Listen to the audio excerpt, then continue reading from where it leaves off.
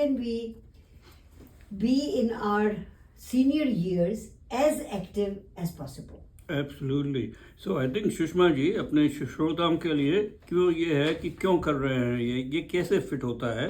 So I come up with a tagline. आपका tagline है गपशप between Sushma ji and Arun ji, you know, your health. Yes. And I'm adding to that you, your health, and the gap. So as I embarked on this journey, what became very clear to me that not only we have to share the science of why you get diabetes, why you get this, why you get that, but we also have to share, because in 2025, person is as responsible for their health as anything else. Yes. So that's why the theme, you, your health, and the gap. So the series really is part of that. And the other innovation we are bringing in our podcast and conversation is we will be very simplified version of what your responsibility, what your role is in that health. That's right. It's your health. Yeah, and nobody can look after it better than you. That's right. And other thing is that science, of which I practiced for 50 years, have come long ways in understanding human body, what we call physical body. But it's only half of the story. Right, right. So a lot of emphasis on that, which is very important. And I fully support, you know, it's been my livelihood and my bread and butter. Right. But I come to a shift in my thinking. And that's a shift that that's not enough. Right. We need to have conversation where we educate, empower, and engage people for their health on the basis of who they are, what lifestyle is. Yeah. So these are the things. And in terms of science now, pathophysiology, why you get a disease is one thing, and we have talked many times. That's right. But in terms of you and your health, again, science is becoming very sophisticated, and even guidelines are incorporating those. So this, what we talk about, is really a thing of the future, because more and more, and especially now with the technology, people are using technology, they get gizmos and they're monitoring their heart rate, they're monitoring their blood pressure, and they're monitoring their glucoses, and there are things around which will moderate your oxygen capacity, carbon dioxide tolerance, so the breathing, lifestyle, and not so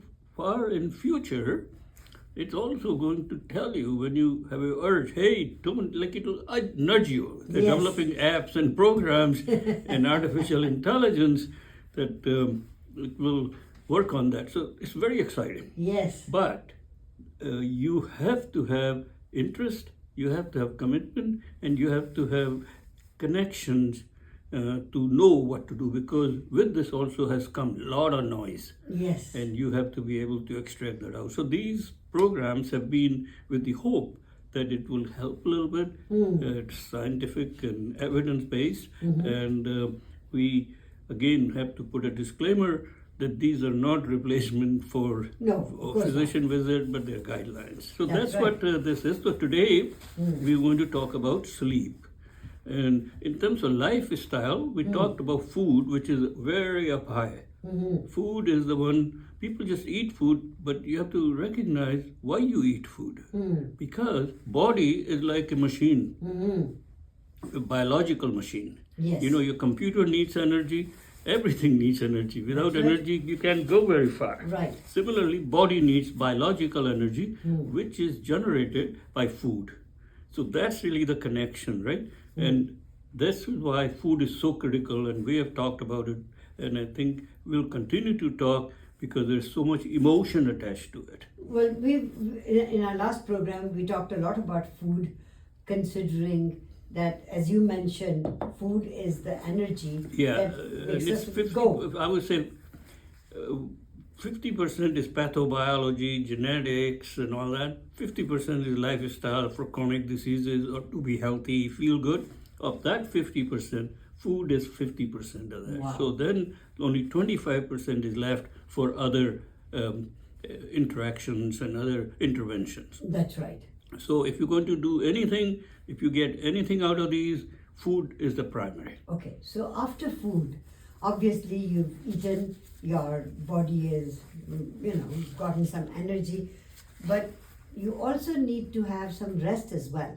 Yeah. So I think, like everything else, you have to have a charge, but you have to have a rest or recharge, Right. or look after it. You Yeah. know, and that looking after includes sleep, a very critical component, and all the information science behind it. Right. It also needs movement because you talk about seniors, and I am one now, and the biggest thing is the rigidity which body starts to feel Yeah. as you grow old. Yeah. And we'll talk about that, the only thing which helps is keeping it lubricated, keep That's it going. right. And Movement. sometimes it's very impossible, Yeah. but a little bit better than nothing, whatever the level is, right? I've noticed, and you will correct me if I am wrong, when people get to a certain age, and in India and other places, warmer places, 55 to 65 was an age people would say, okay, chalo, bahut kaam kar liya, now I'll retire and ash karenge, aaram karenge. But that ash aaram becomes haram to a certain extent. Yeah, and I think in old days, when you became 65, the degenerative processes was much more advanced Yes. than now. Why do you think that was? Well, because the constant inflammation, constant challenges, pollution, all that was constantly bombarding you. Right. And body didn't know what to do. But we have come long ways. In some ways, our society, and this is the dilemma, society as a whole is healthiest it ever been. Right. But the pressures on acute care and people are the biggest. Just like we have the most communications devices, Right. but the people are most lonely than ever. Yeah. So there is that nature control. You could have everything, but Mother Nature knows the best, and that's the right. philosophical thing which is. So sleep, exercise, emotional support. Those are the other three items which we have to and we have already covered.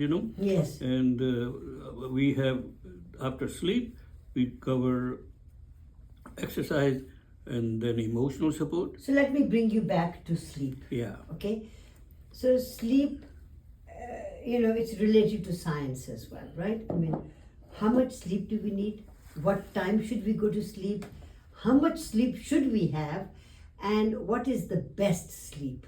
Does sleep relieve all the tension and stress and all the things related to that? So let's start with sleep. So fundamentally, sleep is a process whereby body is bringing a recharge to all the cellular and metabolic activity. Okay. Because when you are awake, not only you're doing things, your body is working at a certain level. Yes. So you need sleep to bring it down to a certain level, so then biochemically speaking, there is a rest period. So you have to give that rest. And electrical activity changes. A lot of studies have been done, different waveforms. And as a matter of fact, in Indus Valley, Vedic yogic science, of which I'm a great believer in, the word Om represents sleep. And like there are 3 cycles there. So sleep can be thought of, one cycle is awake. When you're awake, so your sleep patterns or electrical patterns in the brain are very different. Right. Then there is a deep sleep when you are gone, and then in between the different stages, electrical activity is very different. And then a dream state, when you're dreaming, electrical activity is very different. So to have a good sleep, you need all those components. Okay, so let me ask you a question in between. When you're sleeping, deep sleep, light sleep, and then dreaming, is dreaming most important in sleep? Well, I think sleep physiologists might say so, but I am a firm believer that the balance and everything is important. Okay. So quality, I think we should strive for balance. All right.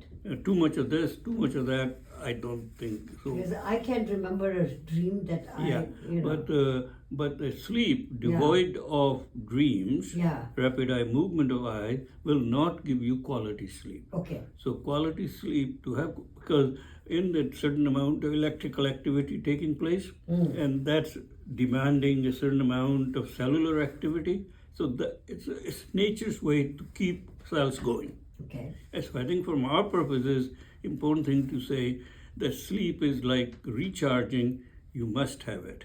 Okay. So then your question was, okay, what do you mean by that? What do you mean by have sleep? Again, everybody is an individual. Right. There are general guidelines that you have to have this much sleep. Some people can get away with or cannot do anything unless they have good 7-hour quality sleep. Yes. Some people, babies, they sleep for 15 hours, the newborn, right. That's right. And then there are leaders like our Right Honorable Prime Minister Modi. He can function perfect with 3 hours sleep. Wow. So different people have different needs, so you are the judge and you have to recognize that. Most important thing on that one is the duration and the quality, that no point of forcing yourself to sleep. Okay. You have to be able to fall asleep naturally. Okay. And that leads to another question, how you do that, and we'll talk a little bit about it. But the point I want to make for our thing is that everybody has their tolerance, everybody needs a certain sleep, and you should know that. Generally speaking, it's about 5 to 7 hours good quality sleep. Every day, if you can sleep 5 to 7 hours, and out of that, if 3 or 4 hours are nice deep sleep, you're okay. Yeah. So I think that's what we have to do, So what are the times? Should there be a time for sleep? Because our body and our circadian rhythm has got a lot to do with the sunrise and sunset. You're really with a technical term, circadian rhythm. If I use it, you say, hey, simplify it. And here is my host using circadian rhythm. So do you want to explain that first? Yeah, the cycles. Yes. Beside biochemical energy, body is product of nature. Yes. And nature is cycles. Sun comes out, sun goes down. Moon comes out when sun is down. And they all affect human body because we all have come from that cosmos. Yes. So there is a rhythm to it. And that's what is called circadian rhythm.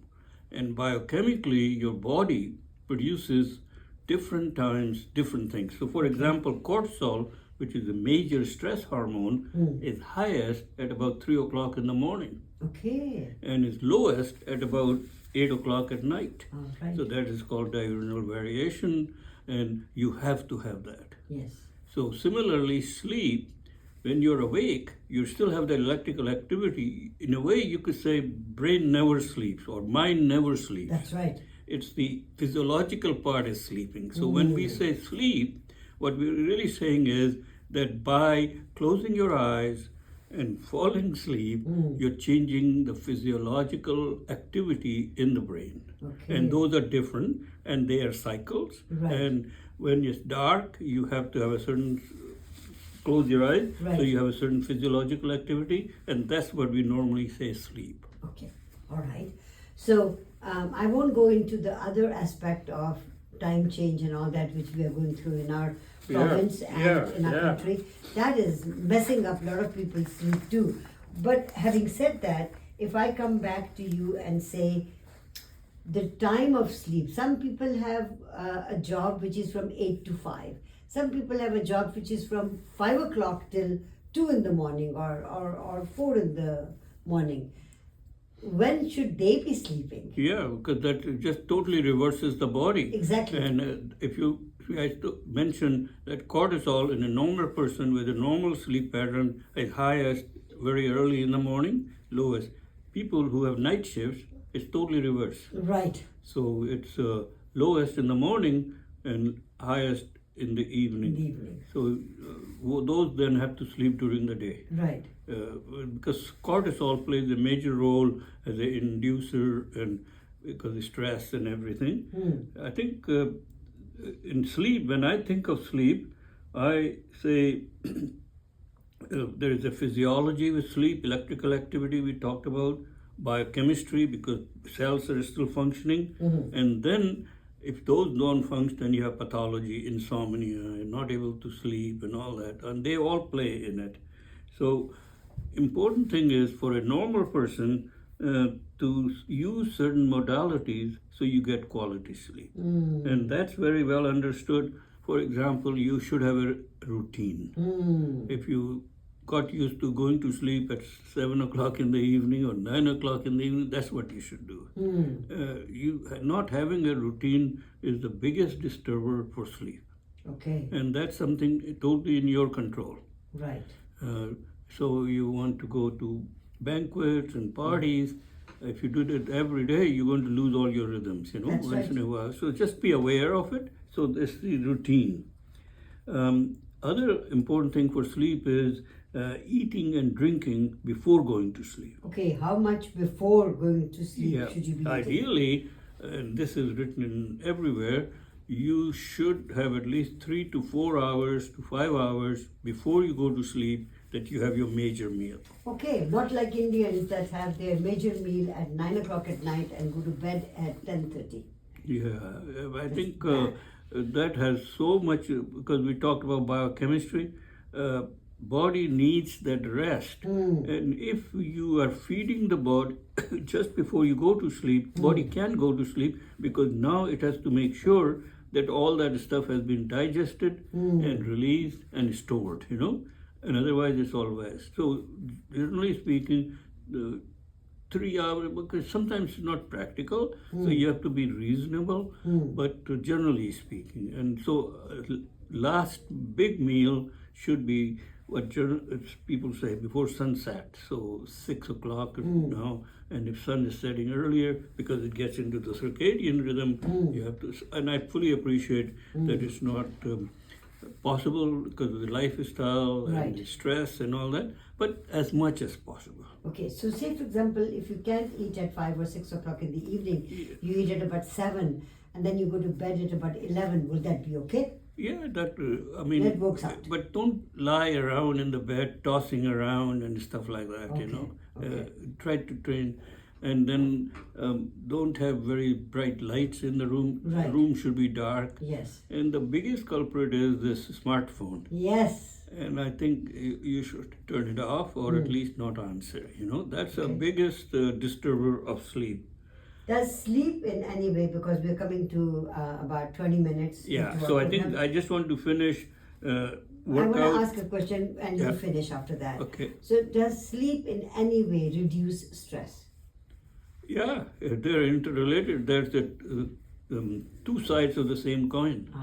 Okay. Stress is a complicated biochemistry tied into all kinds of hormones. Yes. And sleep recharges. When I say recharge, there is a physiology. Yes. And one of that is that it recharges hormone, which then lower the stress. Okay. Thank you for answering that, and now you can complete the sleep cycle and end it. Yeah, and the only other things I would suggest is you talk about stress, and that was my point written here, less stress. Yes. Everything in less stress. Have some bedtime rituals, say some prayer, say meditation. Meditation is very important. Calmness, environment I already talked about. And try to avoid long naps during daytime and things like that, because it disturbs the total amount, Okay. And if you are not sleeping and you have chronic conditions, don't wait, get some professional help, because there is a lot of stuff available which you could do which makes you sleep. So I think in summary, our time is up. Sleep is very important. It's a recharge. Know your body, calculate how much sleep you need, quality sleep, and don't eat food too close to sleep, and have an environment which is sleep inducer. Thank you so very much, Dr. Saab, and we complete our sleep portion here. We'll take a short break and we'll be right back.